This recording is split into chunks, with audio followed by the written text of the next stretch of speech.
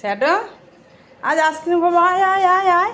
Shadow ice cream খাবে না? Shadow এসে এসে এসে ice cream ice cream, ice cream ice cream ice cream.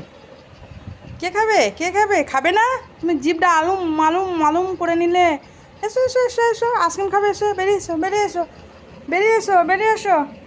মা ডাকলো দিয়ে তারপরে আমি বেরিয়ে এলাম। আমি আইসক্রিম খাই কেন, টেস্টটা দেখি। টেস্ট না সেদিনকে বাবা এনে দিল ভেঙে।